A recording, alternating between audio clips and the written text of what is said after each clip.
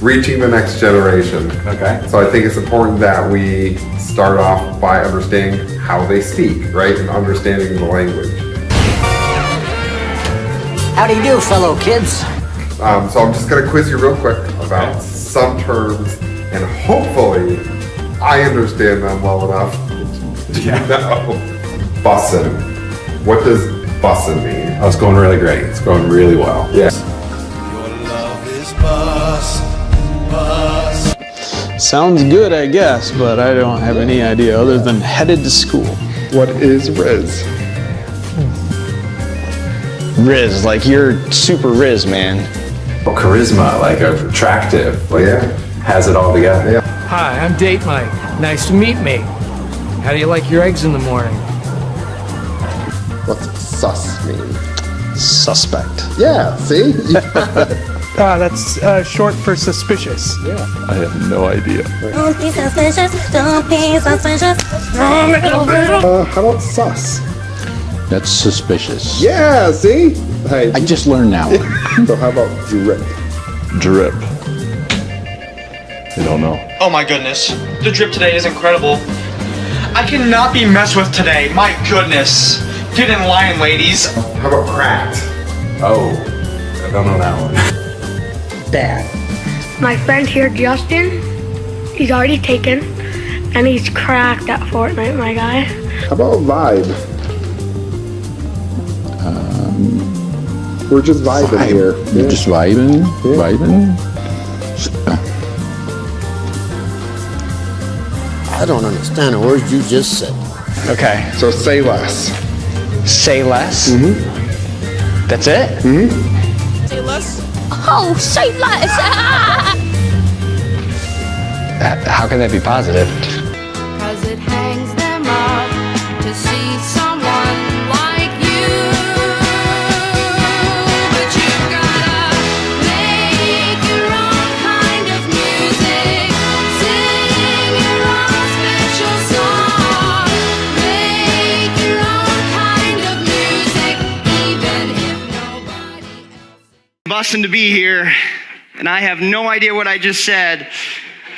But if you don't have it figured out by now, just ditch it. Just ditch it. Don't even try. But welcome. So glad you came today. I'm Justin. I serve as one of your pastors. And we're finishing up a series today on the next generation. And we've been learning how to be aware of, communicate to, and launch well the next generation. Has this been helpful this month? I hope so. That's been the goal. Let me ask you, have you ever seen one of these cute little guys?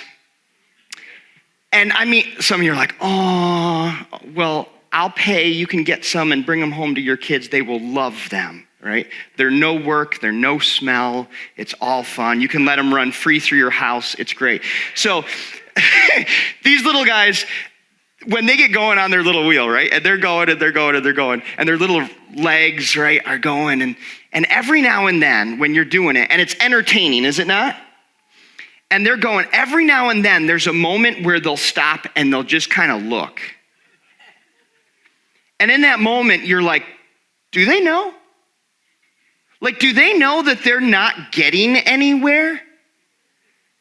And then it's just brief, right? They look at you and they kind of cock their head for just a minute, and then they get right back to it. And they're running and they're running and they're running and they're getting nowhere. And we laugh at them because they're these little brain rodents. And yet, is it possible that us non-rodents with much bigger brains are doing the same thing? Right? Is it possible that so much of our life we are running on a wheel, going so fast, and yet going nowhere? Anyone else ever feel like that? And you get to the end of your day and you're looking at like, what did I just do today? I don't know, but I'm exhausted. I feel like I got nothing done. I feel like we're not going anywhere as a family or as a couple or whatever. And we're just gonna rinse, repeat. We're gonna do this again tomorrow. And we're caught up in this overstressed, overworked cycle. Words that describe the typical family. I'm gonna put it up here for you. Distracted, rushed, chaotic, tired, stressed, busy, exhausted. Anybody else? If this describes you, let me just put you at ease. You're normal. but normal's broken. And today we're going to talk about how to change being normal. Because obviously we have something in our culture that's driving us to be on this frenetic pace of going faster and faster and getting nowhere. And we're not sure why we're going so fast. We're not sure why we're so overscheduled and distracted and stressed. We just are. We've kind of fit into the mold of our culture. And today I want to give you a vision for something different. Okay, maybe not Little House on the Prairie, but maybe not too far off. Maybe there's something that previous generations can teach us that we've lost, and now we're just going through the rat race of life on the gerbil wheel, and we know that something's off. We just don't know what, and we don't have time to think about it. So I'd like us to take time this morning to think about it. Why are we so busy? Why are we so stressed? Why are we so exhausted? Does it have to be this way? And I'm not sure it does. C.S. Lewis wrote something. And let me just make a statement before I read you the quote. And I'll see if you agree with me. Here's the statement. Families are too busy. Does anyone else agree with this? Anyone else feel this?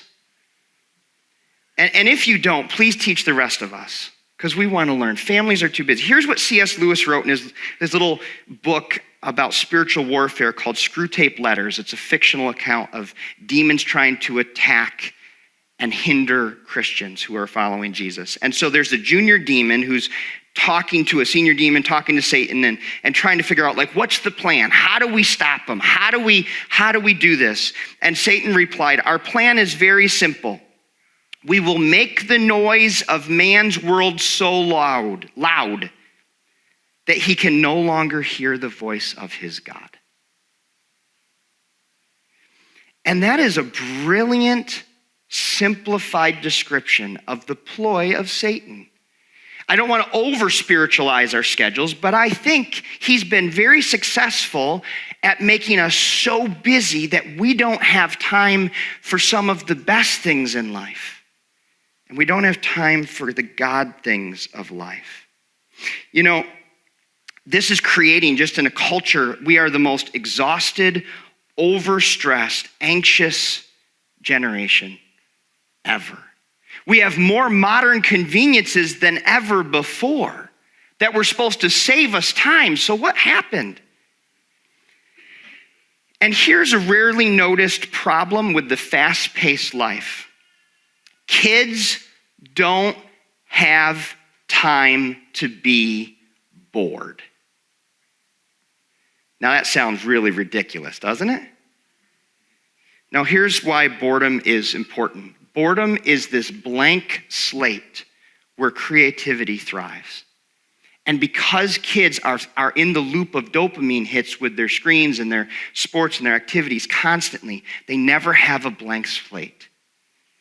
And the casualty of the overscheduled life is kids don't have bandwidth to just be. Do you know that we are human beings, not human doings? So check this out. Scripture says this. Psalm 90, verse 12. Teach us to realize, read this phrase with me, the brevity of life, so that we may grow in wisdom. So salespeople, if you've ever been on the receiving end of a sales pitch, you know that they add something to a sales pitch to motivate you to action. And the thing they add to a sales pitch is a deadline. Order in the next 5 minutes, and we'll send you an extra bonus. Right? Do this now. Don't walk away. Order today. Decide today. And they add urgency because they know that urgency motivates us to action. Well, the author of this song is a guy named Moses, who was the preeminent leader of the Christian faith. If you're a follower of God, a person of faith, whether you're of the Jewish faith, the Muslim faith, or the Christian faith, you look to Abraham as the father. And you look to Moses as like the ultimate leader.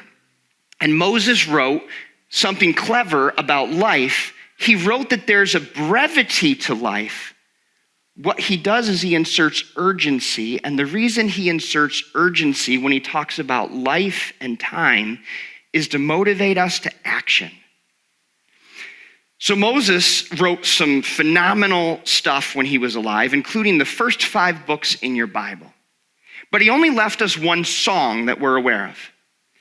And that song is all about the brevity and the importance and the urgency of time and life. And so we're going to look at Moses' one song that he ever published today.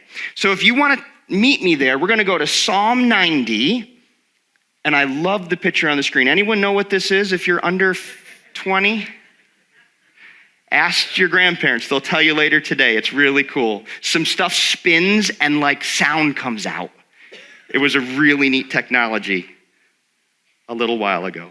Psalm 90, page 485 in your chair Bible. And if you'd like a Bible, take that as our gift to you, or take it and share it with someone who would like one.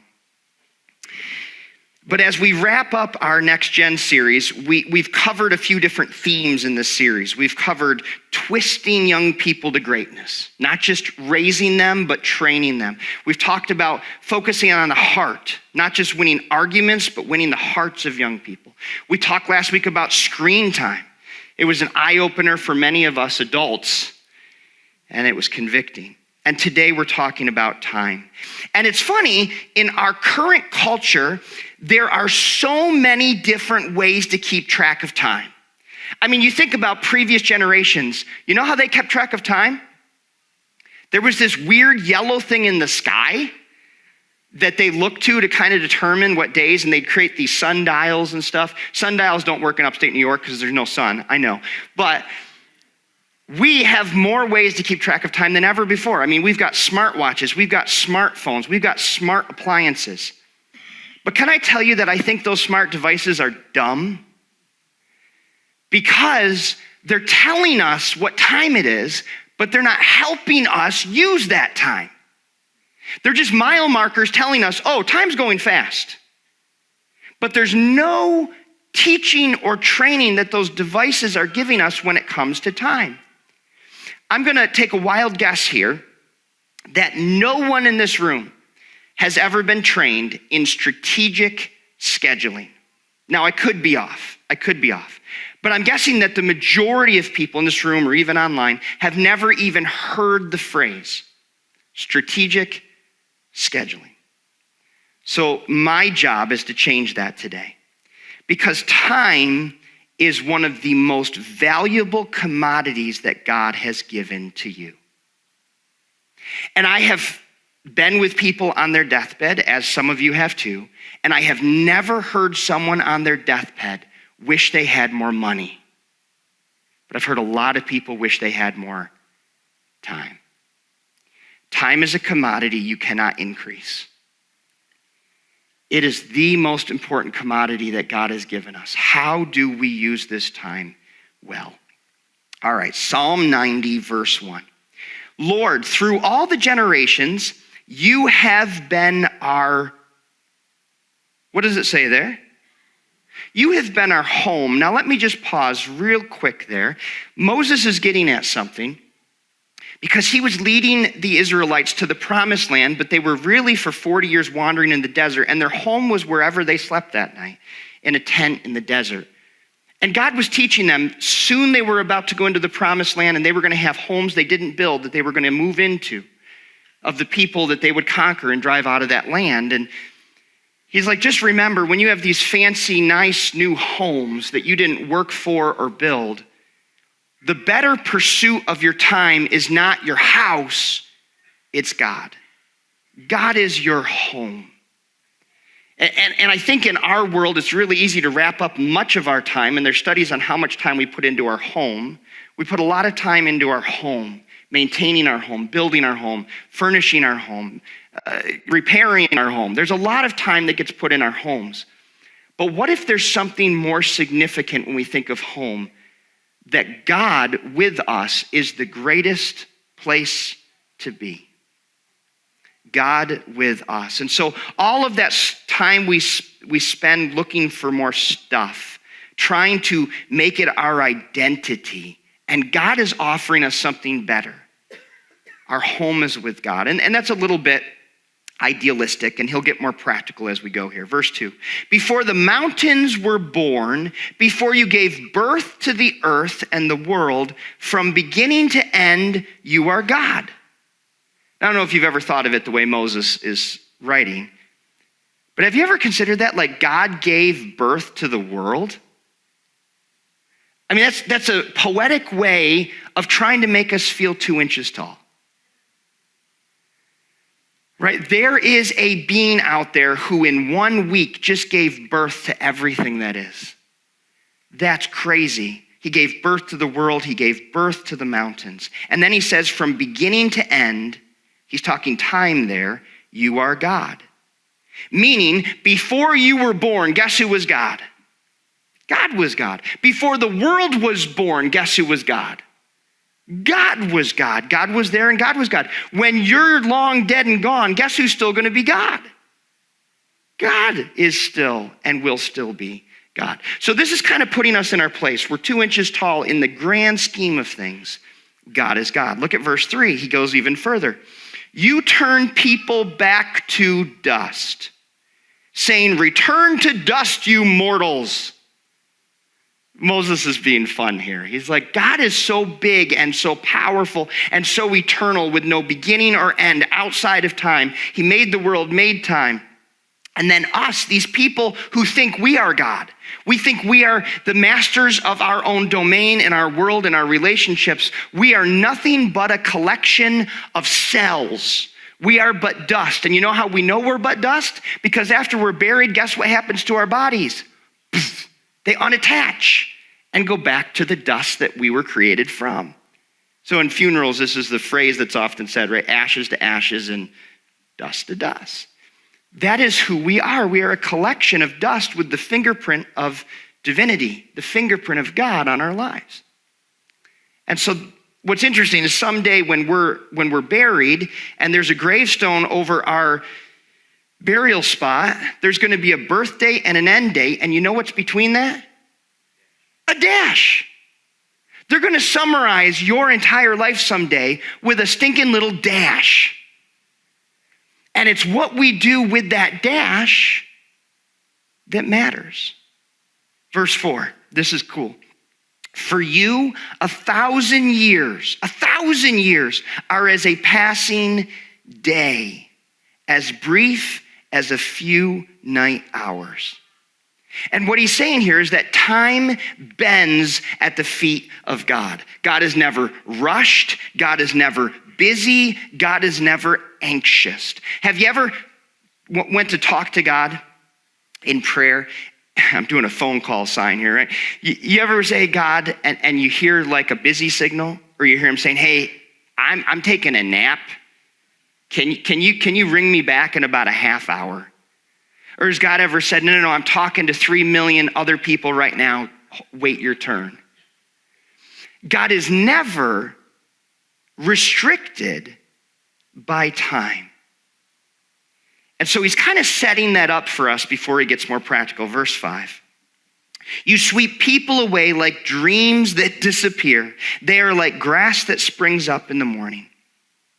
In the morning it blooms and flourishes, but by evening it's dry and withered. We wither beneath your anger. We are overwhelmed by your fury. You spread out our sins before you, our secret sins, and you see them all. You know, there's nothing that we do in a day that God's not aware of. You know how sometimes we try to, maybe before we go to bed, ask God for forgiveness, and there's certain things we don't want to say because it was just a thought? And it's hard for us to say, God, you know I struggled with what I was thinking about or what I was looking at. And God's like, yeah, I know. Like I have a readout of every moment of your life. I know, I'm not surprised by any of that. Verse 9, we live our lives beneath your wrath, ending our years with a groan. 70 years are given to us. Some even live to 80. But even the best years are filled with pain and trouble. Soon they disappear and we fly away. Who can comprehend the power of your anger? Your wrath is as awesome as the fear you deserve. Now, this is beautiful, and you can dive into the meaning of each of the words in this song. We could spend a year doing that, but I want to get to the big point he gets to in verse 12. So teach us to realize the brevity of life so that we may grow in wisdom.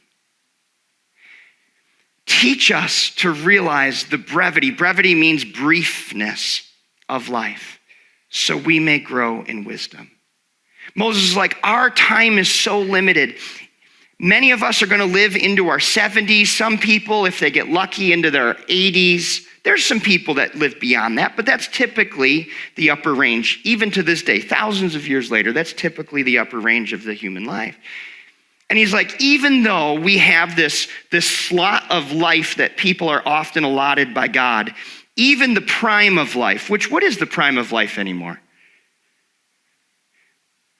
Some of you don't want to say it because you know it's in the rearview mirror, right? Myself included.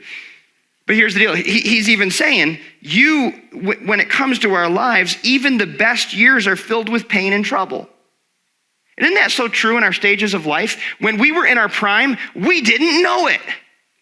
Is anyone else kicking yourself? Like, I wish I knew I was never going to feel as good as I did then. Some of you even question, like, what did it feel like to wake up and not be in pain? Those were good years. And I didn't even know it. And Moses is trying to get us to think through, like, the brevity of life. Life's so short, 70 to 80 years, but even the good years are often loaded with pain and difficulty and trouble. And then he says, verse 13, something that may not make a lot of sense. He says, "O Lord," what's he say next? "Come back to us. How long will you delay? Take pity on your servants." What does he mean, "O Lord, come back to us"? Well, you kind of got to know some of Moses' other writings. So the first thing that we have of his writings was the book of Genesis. The book of Genesis, Moses describes the beginning of time. The beginning of time and human history was when God made the world, made a perfect place, put the humans in the perfect place, and then on a regular basis, in the cool of the evening, guess who would walk and talk with the first humans? God. And it was this incredible God-human connection that I think they just took for granted until the day they lost it. Because see, there was one day that the first humans defied God, disobeyed a direct command, disobeyed God, and there was this block all of a sudden they felt between them and God. And the block was called shame. They felt guilty for what they had done. And rather than meet God for their every evening walk, they went and hid ashamed. Now, God didn't ignore them. God came down for the walk and he went looking for them. He found them. He said, what are you doing? Why are you hiding from me? And ever since then, there's been this trouble with the connection between humans and God. And God keeps trying to pursue us in our shame and our guilt and our unworthiness. He keeps trying to forgive us and cover our shame like he did for Adam and Eve. And we keep hiding and we keep running from God. And Moses is like, God, we only have 70 or 80 years and we're on this rat race of life and life is hard and difficult. Please come back to us. We've strayed from you. Please come back to us. What is the biggest hope of the Christian faith? It's that this world is not all there is. Someday, Jesus is coming back. And so that's our hope is, my hope isn't in the upcoming election. My hope is in the upcoming return of Jesus Christ. And someday, a better leader is going to come and fix our world. And so he's like, come back to us. Verse 14, satisfy us. This is beautiful. Satisfy us each morning with your unfailing love, so we may sing for joy to the end of our lives. Do you see what he's describing here? He's describing this relationally rich life, deeply connected to our Creator. What's the first thing you do in the morning? You don't have to tell me, just think about it. For a lot of us, we get right back on our screens. It was the last thing we did, and it's the first thing we do in the morning. And we get right back onto the wheel, and we start running the rat race. What about taking time to pause and connect with the one who made you? What if there's such relational depth in that we're missing because we're running too fast and too hard? Satisfy us each morning. Wouldn't that be cool? By the time you got out of bed, you're like, I'm already satisfied. I don't even care what else happens today. I don't think I usually feel that at the beginning of the day. What a beautiful way to begin the day. Verse 15, give us gladness in proportion to our former misery. Replace the evil years with good. Let us, your servants, see you work again. Let our children see your glory. This is beautiful. We're talking next gen. What is on Moses' mind? The next generation. As we get close to God, our kids will see God's goodness and God's glory. Now, Moses has a unique perspective because he was one of those rare guys that God said, Moses, I'm going to talk with you face to face. And Moses went up a mountain and had a face to face. Now, God's spirit. So Moses just saw the glory of God, the brightness of God. But by the time Moses finished talking with God and he went down the mountain, you know what happened to Moses' face? It was glowing. It was so bright and odd and scary that they had to put a covering over his face. So this guy knows something about getting close to God. He's like, satisfy us every morning with your presence, and may our kids see your glory. Moses, on a regular basis, would go into the camp of the Israelites, and he'd go into what was called the tent of meeting, because there in the tent of meeting, he would get to meet with the one who birthed the universe. And he would meet with God, and he'd come out, and the people would be like, don't get near us. And Moses is like, God connected with me, and he wants to connect with you. Here's what he wants to tell you. And he's like, God, let us see your work so that our children can see your glory. We want our kids. You know, this is the hope of any good mentor or parent. We want our kids not to experience religion. We want them to experience the goodness of God.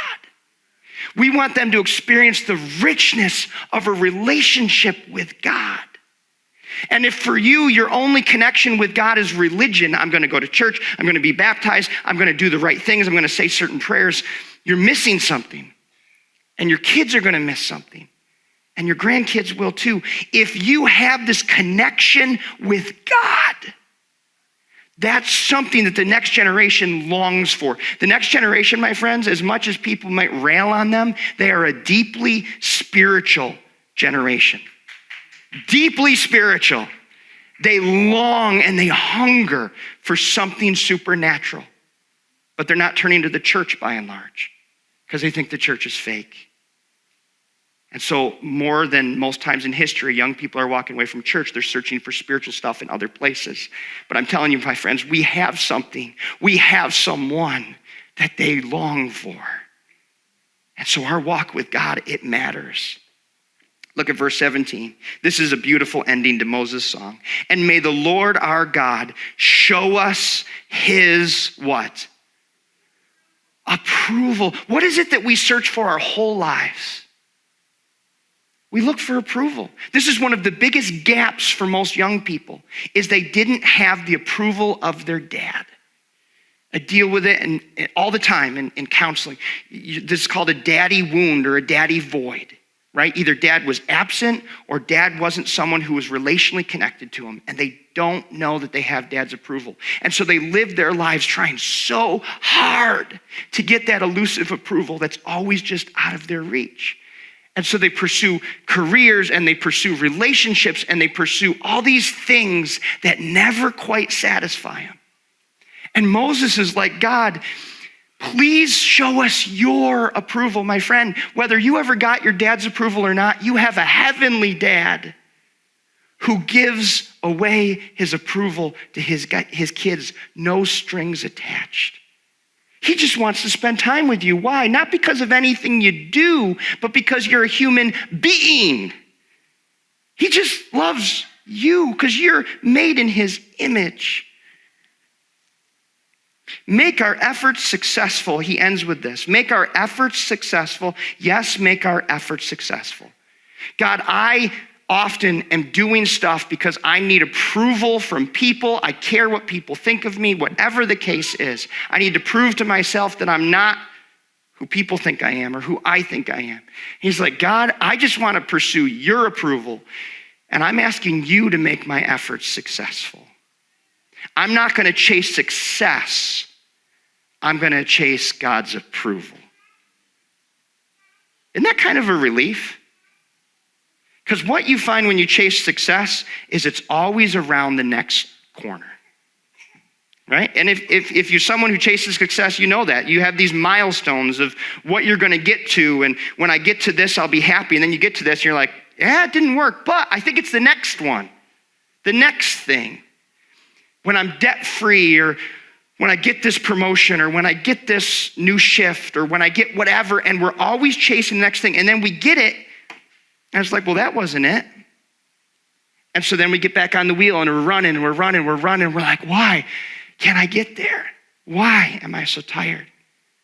And Moses is like, hey, may the Lord our God show us his approval and make our efforts successful. I don't want to be a hamster on the wheel. Anyone else? Get me off this wheel. It's going fast. It's just not going anywhere. So here's a myth related to time, related to what we just read, that we say way too often. The myth is that I don't have the time. You ever say that? I would love to do that, but I just say it with me because we all do it. I don't have the time. Every time we say that, we say a lie. Okay? We say a lie. And here's why it's a lie.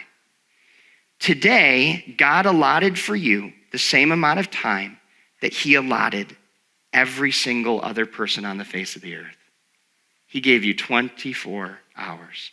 So influencers and athletes and leaders and presidents, they all have the exact amount of time to the second that you and I have today. Now, I know that's a little unfair because some of you have responsibilities with family or work or friends or whatever that limit what you can do with your time. So you have less free time than others. And so it's kind of a tricky comparison that makes people resent that. However, what's true is we all have the exact amount of time each day. It's a matter of what we do with it. And even if you have a very high level of commitment and responsibility in your time, you still have a tremendous amount of negotiable time. And I want to talk about that negotiable time when it comes to strategic scheduling. Because rather than busy, distracted, exhausted, and all those things that we struggle with, if we're going to learn the brevity of life, we need to learn to make time for what matters most. So I'm going to put something up here right now. These are some of the things that aren't flashy or exciting, but these are some of the things that matter most. And you know what's at the very top? Sleep. Now, it's funny that I would be talking about this because I've always said if I could have one superpower, it would be that I don't need to sleep. I would love to have that extra time every night to get stuff done because like many of you, I'm a doer. I'm a checklist person. Sometimes I'll do something, I'll look at my checklist, it's not on there. I'll write it on there just so I can check it off. I'm not the only one, am I? Some of you are broken like me. Okay, good. So this thing with sleep, I want to share with you, God designed you to sleep. Some of us feel guilty for sleeping. Some of us, we used to do good doing 4 hours. And as we get older, we can't do that anymore. And now we're doing 6, and 6 hours doesn't cut it. Now we need 7, and we hate it, or 8, or whatever. Some of you are like, well, I need 12. What are you talking about? Okay, whatever. But the research is very clear that if you're an adult, you need at least 6 to 8 hours of sleep a night. And most adults are not getting that. And it shows. It shows. What happens is it's not just our bodies that need sleep. Our bodies heal and regenerate with sleep, but our brains need sleep because our brains function at a really high rate when we're sleeping. They lock short-term memories into long-term memories. They solve problems. You ever woke up the next morning, you're like, I got it. Your brain was working on it all night. It's amazing. But when we skip sleep, our brains and our minds can't regenerate. Young people need, depending on if they're a teen, they need 8 to 10 hours. You know how many teens get 8 to 10 hours of sleep anymore? Almost none of them. And you know why? Screens. There's no limits, and they have them in their rooms, and it increases their heart rate. They can't sleep. They can't sleep because their heart rate's too fast because of their screens. Sleep 8 to 10 hours if they're a teen. If they're under a teen, they need 12 to 14 hours of sleep. It's vital for them. Now you're like, why are you talking about sleep? Because I genuinely believe that one of the most spiritual things you will do today is go to sleep at the end of this day. And you know what you're saying when you go to sleep? You are saying, I am not God. I am not God. I cannot do everything I need to do today, nor should I, because I am not God. And by sleeping, I relinquish control. I'm going to let God heal and work on my body and my brain while I do this thing called rest. Here's what's funny. God apparently had never slept before he came to earth. And then Jesus comes to earth, and you know what, during some key moments of Jesus' life, you know what he's doing? He's out boating with his friends, and a storm comes up, and you know what Jesus does with his buddies? Well, he's not doing anything. He's taking a nap. He's taking a nap. The guy's only in his early 30s, and he's taking a nap in the storm. Like, guys, don't you trust God? They're like, no, we're going to drown. All right, now that I'm awake, I'll deal with it. Jesus regularly slept and napped. It was part of the rhythms of his life. Psalm 127, let me just read you one verse that's beautiful about sleep. And maybe this is going to be a theme verse for you by your bedside. Psalm 127, verse 2, it is useless for you to work so hard from early morning until late at night, anxiously working for food to eat, for God gives rest to his loved ones. Isn't that beautiful? God gives rest to his loved ones. Okay, let me go to something else that looks very unspiritual, but isn't. Eat. Eat. Some of you are like, yes! What did we learn today? To eat! Okay, let me explain for just a moment.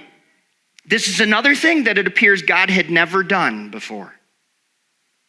He had never slept, never eaten. You can debate me, I'd like to learn, but there's no indication that I can find that God had ever eaten before he came to earth. And then Jesus comes to earth, and he begins by drinking milk. He eventually moves to water and wine, and he starts to eat solid food, vegetables and meat, and all these other things. I don't know if he ate candy, but I hope he did, because it makes me feel better. Skittles, he definitely invented Skittles when he came, didn't he? That was not true. Don't quote me on that. But Jesus didn't just eat. Jesus made a big deal out of eating. There was something deeply relational about eating. You find Jesus often doing what with his guys and those around him? He would gather around a table. Now here's the thing. In that world, and in most civilizations before us, eating took most of the day.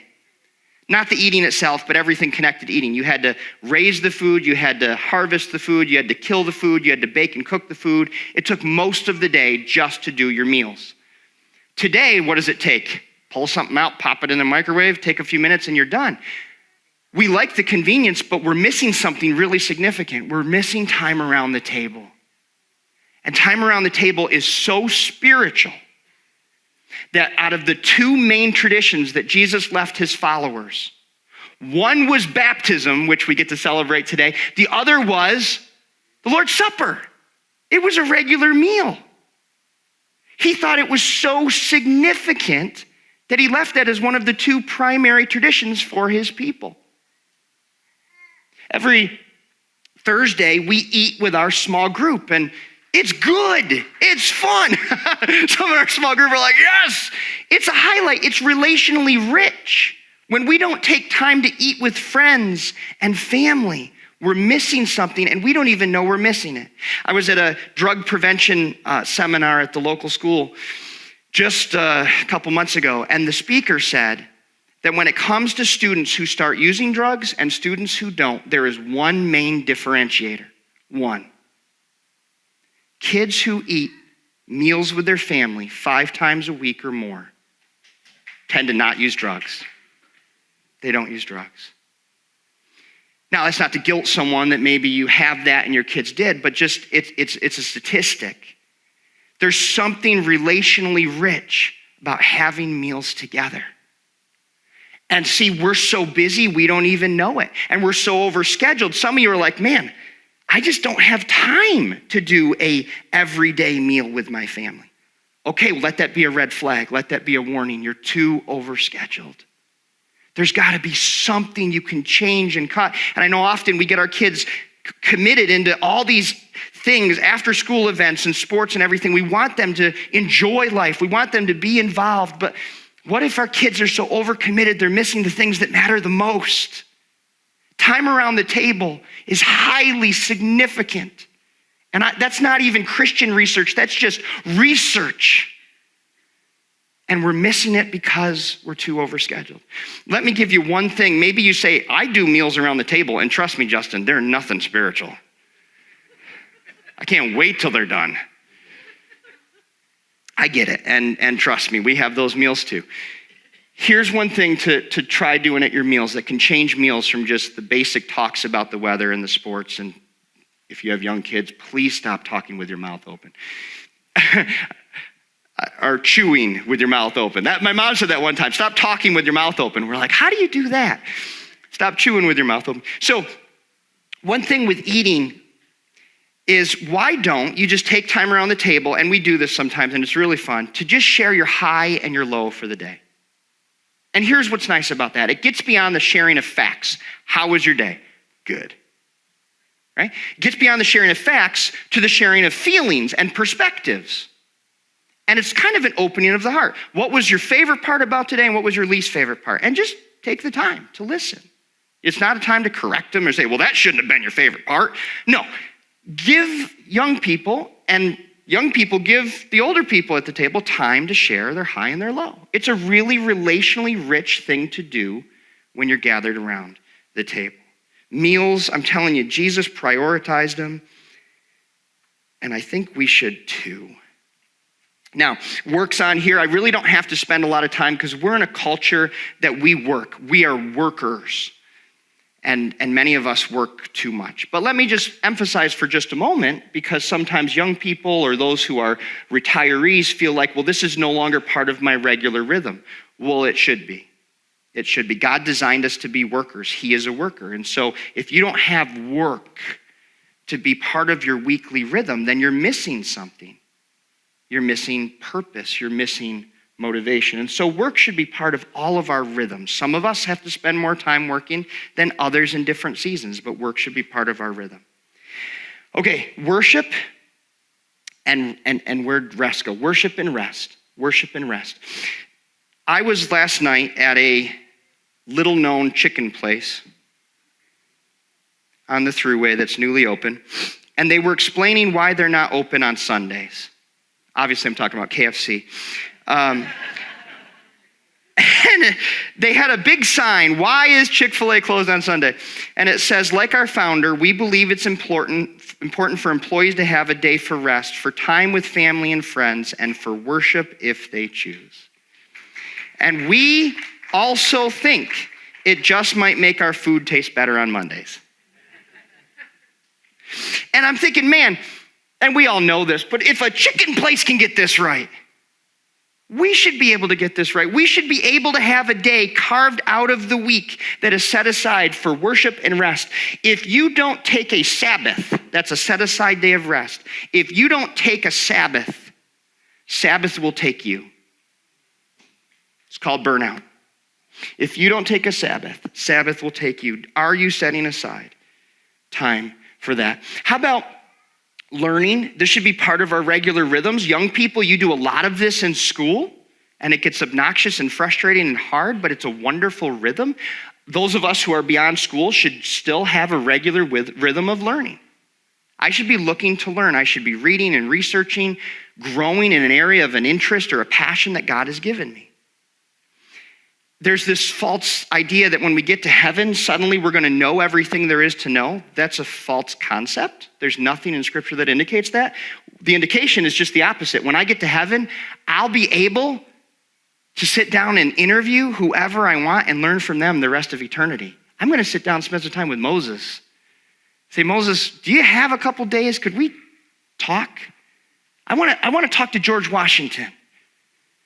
There's so many people I can't wait. Jesus would be nice too, right? Sit down and talk to some of these heroes of our faith and say, I'd love to learn from you. And they'll be like, fine, I've got all eternity. Let's talk. What do you want to know? We'll get to learn. So learning should be a regular part of our rhythm. Here's one that I want to park on for just a moment here, relate. Do you have time set aside in your everyday and your every week rhythms for people? Some of us are goal-oriented, and so we need this. I need to carve time aside for people. One of the best strategic scheduling advice I've ever received is to schedule time on my calendar for my family. A family day a week and certain family evenings. And the person who gave me this advice, the mentor, said, when you put that on your calendar, don't explain it to anybody. Simply say, if you're asked, I have a commitment. Because you do. What could be more of a commitment than your family or your friends? And because we're so relationally impoverished, often we don't even consider to schedule and set aside time to relate. When you do that, you have more time for playing and hobbies. Just as an example, I love family time and I love family adventures. A couple weeks ago, we set aside the day to go enjoy the eclipse together. We made the mistake of going on 81. And our 84-minute trip took 2 hours to get there and 3 hours to get home. And on the way home in bumper-to-bumper traffic, and all the side roads were clogged. If you were on it, you know, right? Everything was clogged. You know what our kids had for 3 hours on Interstate 81? 3 hours of boredom. It was awesome. And we're tempted to put a DVD in. No, and Annie's good about this. Nope, we're just going to be bored. You know what they did? They rolled their windows down, and they started engaging with the other people in the traffic jam next to us. Theo stuck his head out, put his solar glasses on. He was going, people were laughing their heads off. The kids started making a challenge. How many people can we get to wave back and honk back? By the time we got off the highway, they had engaged 60 different cars. They counted them. Some cars they got like 8 or 10 times, the same ones. There was one car, the parents were so like hilariously overjoyed, they put the back window down and there's a little kid on their iPad. And they yelled at the kid to look, and the kid looked and saw our kids like doing this thing. And the kid just kind of like looked and then went back to their tablet. But anyway, the dad put his solar glasses on and was just being goofy. The wife almost drove off the road. She was laughing so hard. What was that? It was just relational moments in the midst of boredom. The blank slate of what are we going to do? Let the brain figure it out. Enjoy downtime as a family and make memories. When you're so overscheduled, there's no time for those things.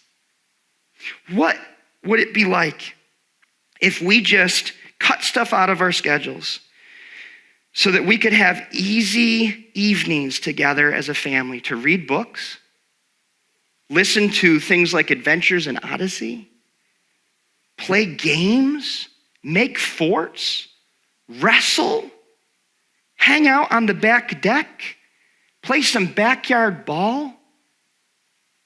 Some of you, that's really old-fashioned. I know. But I wonder if we're missing something that we really need. Because here's the deal.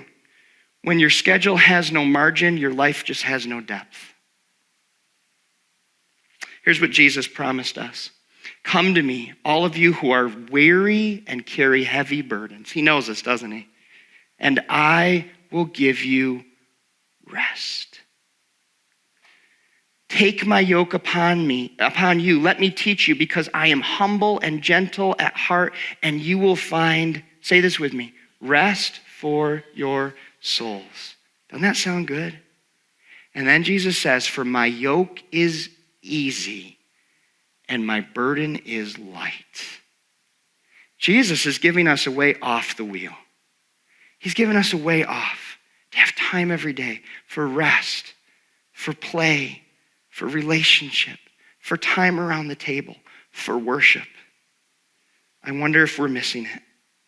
I wonder if we're missing it because we feel like, I got to keep up with the Joneses. All their kids are involved in this. I got to keep up with this. I can't rob my kid. Listen, I don't think your kid's going to die if they have less commitments. I actually think they could thrive. Because I think the only way to win the race of faith is to slow down. I think Psalm 90, that's exactly what Moses is teaching. There's a book I want to recommend. If this is interesting to you and you want to pursue this more, Habits of the Household, Practicing the Story of God in Everyday Family Rhythms. Habits of the Household. You will laugh, you will cry, you will learn.